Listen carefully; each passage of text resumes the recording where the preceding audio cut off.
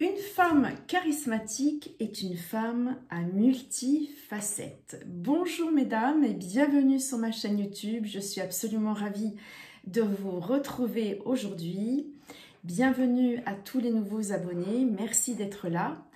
Donc, mon nom est Catherine et je suis coach et thérapeute. J'aide les femmes en particulier à rayonner, à se sentir bien dans leur peau, à être alignées avec elles-mêmes, bref, à devenir plus charismatiques. Il y a quelque temps, nous avions parlé dans une précédente vidéo des valeurs. Une femme d'exception est une femme de valeur. Eh bien, aujourd'hui, nous allons voir qu'une femme d'exception est également une femme qui a multifacettes. Donc effectivement, c'est une femme qui va avoir un sens de l'adaptation, plus exactement, qui va s'adapter à toutes les situations et à tout type de personnes. Ce n'est pas une femme qui est dans une tour d'argent et qui ne fréquente qu'un certain type de personnes, qui ne fréquente que certains milieux ou certains endroits. Absolument pas. Une femme d'exception est une femme qui est curieuse, ouverte d'esprit et qui s'adapte. Bien sûr, elle fait le tri autour d'elle dans le sens que, comme nous l'avions déjà vu, elle évite de s'entourer de personnes qui sont toxiques, qui la plombent, qui plombent son énergie, qui la tirent vers le bas. Mais elle sait aussi faire preuve d'adaptation par rapport à sa famille et à ses amis. Elle sait s'adapter à toutes les formes de situation.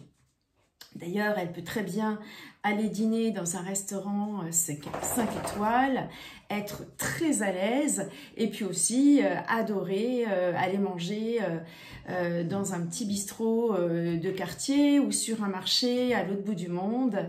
Vraiment, elle se sent bien et à l'aise partout. Donc elle sait être diverse, multiple et ouverte d'esprit. Par ailleurs, c'est une femme qui est disposée à apprendre, qui peut d'ailleurs développer une nouvelle passion, qui peut pratiquer un nouveau sport, qui peut chercher à rencontrer de nouvelles personnes. C'est quelqu'un qui ne reste pas figé dans ses habitudes. Elle cherche à se renouveler, à créer de nouvelles choses, à faire de nouvelles activités qui vont avoir un sens pour elle. Elle n'est pas quelqu'un qui restera uniquement centré sur son business, par exemple. Et d'ailleurs, c'est une question d'équilibre. Pourquoi est-ce important de viser cet équilibre? Pourquoi est-ce important de faire tout cela? Eh bien, l'esprit n'est pas une machine. On a une capacité de concentration et de résistance qui est limitée. Plus vos activités sont chronophages, plus vous allez solliciter votre concentration, plus votre productivité va se limiter. Vous allez perdre en efficacité. Et parfois même si vous êtes passionné par ce que vous faites, parfois, eh bien, vous allez saturer. Le but, c'est d'avoir des activités qui vont vous divertir, dans lesquelles vous allez vivre l'instant présent, aller rire avec vos amis, boire un bon verre, vous amuser, vous détendre. Mais en parallèle de cela, la femme charismatique va être aussi une femme qui est une femme responsable, qui va travailler ses projets sur le long terme. Donc, il faut voir le travail comme une source de sens à long terme. Évidemment, donc cela vous prend de la concentration et de l'énergie, mais parallèlement, la sociabilité, les amis, le sport seront des domaines qui vont plutôt booster votre créativité, des activités que vous allez vivre dans l'instant présent, ce qui permet au mental de se mettre sur off et donc ce qui permet à votre esprit de récupérer une forme de clarté. Et cela vous permet d'ailleurs de pouvoir mieux vous exprimer, d'avoir des réactions plus apaisées, plus matures par rapport à votre environnement. Et donc en conséquence d'être plus charismatique, parce qu'en effet, quand vous faites preuve de flexibilité et d'adaptation, vous êtes plus charismatique. Le but, finalement, c'est de trouver une forme d'équilibre, un équilibre entre tous ces différents domaines de vie. L'idéal, par exemple, pour une journée type, serait de travailler 60%, 70% du temps sur vos projets à long terme, sur des choses qui ont du sens pour vous sur le long terme, et de travailler 40 ou 30% sur le court terme, ou de faire des choses qui vous plaisent, comme par exemple faire du sport ou développer une nouvelle passion.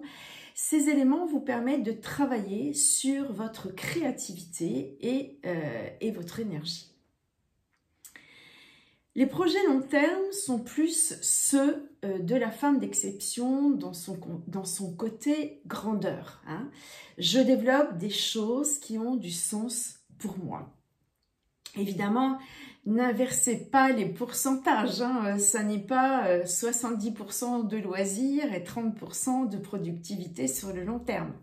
Il faut trouver votre équilibre pour que l'un et l'autre aient un maximum de sens et pour que vous puissiez apprécier l'un et l'autre. Donc, prenez un cahier ou un carnet et décidez de vos activités à long terme, à 70% de vos journées. Quels sont les projets qui ont du sens pour vous et que vous voulez développer sur le long terme? Et parallèlement, quelles sont les activités qui vous divertissent, qui vous font du bien sur le court terme, le sport, le fait de développer certaines passions. Et vous allez voir qu'au milieu de tout cela, eh bien, certaines activités vont avoir un double effet.